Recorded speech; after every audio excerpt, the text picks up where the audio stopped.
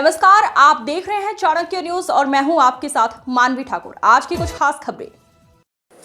असम में हाल ही में आई भयानक बाढ़ में अपने घर खोने वाले हजारों लोग बहुत ही दुख भरा जीवन जी रहे हैं। बंगाली हिंदू महामंच ने इस मुश्किल हालात में बाढ़ पीड़ितों के साथ खड़े होने के लिए इंसानियत भरी पहल की। गुरुवार दोपहर को संगठन ने सिलीगुड़ी के विनस मोड़ पर हनुमान मंदिर परिसर में एक खास फंड रेजिंग ड्राइव का आयोजन किया। संगठन के सदस्यों के अलावा इलाके के कई आम लोग, व्यापारी और राहगीरों ने इस प्रोग्राम में अपनी मर्जी से हिस्सा लिया और अपनी क्षमता के हिसाब से पैसे की मदद की। ड्राइव के दौरान संगठन के सदस्यों ने आम लोगों के सामने असम के बाढ़ में हालात की भयानक तस्वीरें पेश की। उन्होंने कहा कि बाढ़ की वजह से कई परिवार बेघर हो गए हैं। खेती की जमीन, जानवर और रोजी रोटी के अलग अलग संसाधन नष्ट हो गए हैं।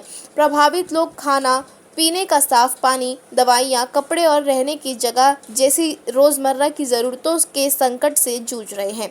इस मुश्किल समय में सभी से गुजारिश है कि इंसानियत के लिए आगे आए। सिलीगुड़ी के लोगों ने ऑर्गेनाइजेशन की इस पहल पर अच्छा रिस्पांस दिया। कई लोगों ने अपनी मर्जी से डोनेशन दिया और कहा कि कुदरती आफतों से परेशान लोगों के साथ खड़ा होना हर नागरिक की सामाजिक और इंसानी जिम्मेदारी है।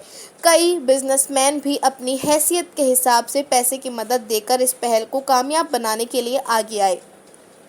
बंगाली हिंदू महामंच के प्रेसिडेंट श्री विक्रमादित्य मंडल ने कहा कि कुदरती आफतें कोई धर्म, जाति या भाषा नहीं देखती, इसलिए इस आफत से परेशान हर इंसान के साथ खड़े होने का हमारा नैतिक और सामाजिक जिम्मेदारी है।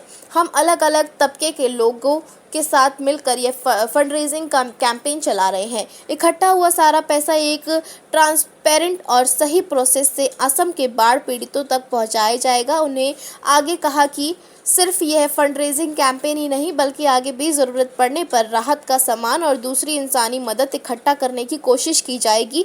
इसके अलावा समाज के लोगों में दया, सामाजिक जिम्मेदारी और इंसानी मूल्यों को और मजबूत करने के मकसद से ऐसे प्रोग्राम रेगुलर तौर पर किए जाएंगे। संगठन के सदस्यों के अनुसार आज के प्रोग्राम का मुख्य मकसद सिर्फ पैसे की मदद इकट्ठा करना नहीं, बल्कि समाज के हर व्यक्ति को इंसानियत के काम में हिस्से लाने के मोटिव से करना भी है। उन्होंने उम्मीद जताई कि समाज के अलग अलग संगठन और वॉलंटरी ऑर्गेनाइजेशन भी इस तरह प्रभावित लोगों के साथ खड़े रहेंगे। আমাদের এটা দায়িত্ব, একটা কর্তব্যের মধ্যে পড়ে যে আমাদের পার্শ্ববর্তী রাজ্য আসামে, যেখানে আমাদের ভাইরা রয়েছে, বোনেরা রয়েছে, ওখানকার জনগণ আজকে যেই কঠিন পরিস্থিতির মধ্যে দিয়ে যাচ্ছে, বিশেষ করে আমরা বলতে পারি আপার আসাম এবং যে ডিস্ট্রিক্ট গুলো সব থেকে বেশি ক্ষয়ক্ষতি হয়েছে। প্রতিবারই ব্রহ্মপুত্র জল বাড়ে, কিন্তু আমার যতটুকু খবর রয়েছে 2022-এর পর এইবারের যে ক্ষতির যে চেহারা সেটা একটু বেশি আগের বারের তুলনায়। এবং আমরা দেখতে পেয়েছি কোলাঘাট, জোরহাট, নৌগাঁও, শিবসাগরের মতন জেলাগুলো সব থেকে বেশি ক্ষতিগ্রস্ত হয়েছে। প্রায় 3 লক্ষের উপর মানুষ ক্ষতির মুখে রয়েছে। মৃত্যুর সংখ্যা এখনো আমাদের অনলাইন তথ্য অনুযায়ী 78-এর উপরে দিয়েছে।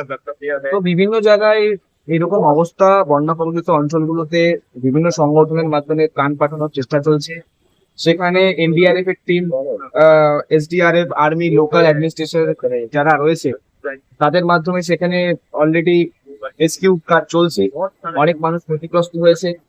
তো আসামের আপামর জনসাধারণের পাশে আমরা পশ্চিমবঙ্গের পক্ষ থেকে রয়েছি এবং আজ বঙ্গীয় হিন্দু মহামঞ্চের পক্ষ থেকে আমরা আসাম সরকারের তথা আসামের সাধারণ মানুষদের হাতে কিছু আমাদের এই প্রাণ তুলে দেওয়ার উদ্দেশ্যে আমরা শিলিগুড়ি, বেনারস মোড়ে, হিলকা রোডে কিছু কালেকশন করছি। যেই কালেকশনটা অ্যামাউন্টটা উঠবে তার মাধ্যমে হয় আমরা কিছু সামগ্রী, নয়তো সেই টাকাটাকে আমরা আসাম গভর্নমেন্টের যে মুখ্যমন্ত্রী তার যে ট্রাস্ট আছে বা তার যে রিলিফ ফান্ড আছে, সেই রিলিফ ফান্ডে আমাদের এখানকার মন্ত্রীর মাধ্যমে আমরা সেটা পৌঁছানোর ব্যবস্থা নেব। প্রতিবেদনের